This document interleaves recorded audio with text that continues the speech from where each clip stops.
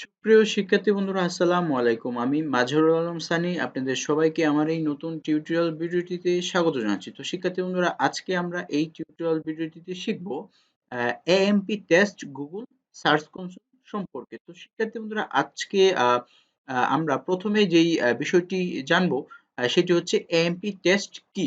তো শিক্ষার্থী বন্ধুরা AMP টেস্ট বলতে মূলত use the AMP test tool to ensure that your AMP content is valid for Google search। তো শিক্ষার্থী বন্ধুরা এর মানে হলো AMP টেস্ট হলো AMP পেজের ভ্যালিডিটি চেক করার একটি মাধ্যম অথবা ভ্যালিডিটি চেক করার একটি টুল এবং এটার মাধ্যমে আপনারা ভেরিফাই করতে পারবেন যে আপনার গুগল সার্চের জন্য আপনার কন্টেন্টটি প্রপার কনফিগারেশন এ আছে কিনা। তো শিক্ষার্থী বন্ধুরা এএমপি টেস্টটি কি আশা করি বুঝতে পেরেছেন এবং এখন আপনাদের বলার চেষ্টা করব গুগল সার্চ কনসোলটি কি। তো শিক্ষার্থী বন্ধুরা আপনারা জানেন যে গুগলে র‍্যাংক করানোর জন্য আপনাদের ওয়েবসাইট, ব্লগ অথবা কোনো পেজকে গুগল সার্চ কনসোল একটি গুরুত্বপূর্ণ ভূমিকা কিন্তু পালন করে থাকে। তো শিক্ষার্থীরা গুগল সার্চ কনসোল ব্যবহার করে কিন্তু আপনাদের ওয়েবসাইটকে গুগলের সাথে কানেক্ট করাতে পারবেন এবং এসইওর জন্য কিন্তু আপনাদের গুগল সার্চ কনসোল খুবই গুরুত্বপূর্ণ একটি ভূমিকা পালন করে থাকে।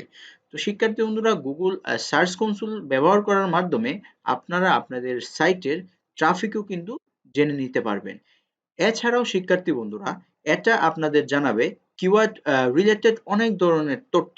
শিক্ষার্থী বন্ধুরা আপনারা গুগল সার্চ কনসোল টুলটি ব্যবহার করার মাধ্যমে গুগল থেকে কিন্তু আপনারা আপনাদের পছন্দ অনুযায়ী যাচাই বাছাই করে যেই কিওয়ার্ডটি লাগবে সেই কিওয়ার্ডটি কিন্তু আপনারা সিলেক্ট করে নিতে পারেন।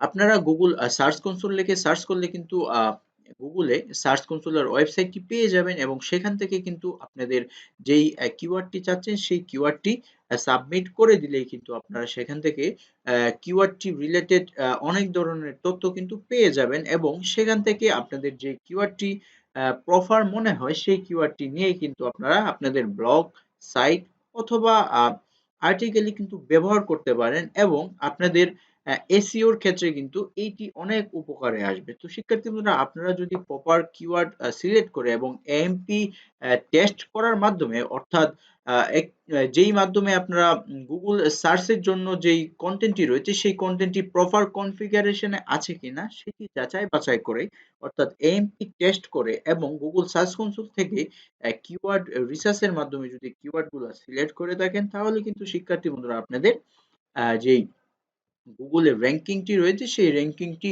পেতে কিন্তু আপনাদের অনেকটি উপকার হবে। তো শিক্ষার্থী বন্ধুরা আশা করছি আপনারা বুঝতে পেরেছেন AMP test Google search console কি। তো শিক্ষার্থী বন্ধুরা আমি এই ভিডিওটি এখানেই শেষ করতে চাচ্ছি। শিক্ষার্থী বন্ধুরা আমি পরবর্তী ভিডিওতে অন্য কোনো টপিক নিয়ে আলোচনা করব। সেই পর্যন্ত ভালো থাকবেন। আল্লাহ হাফেজ।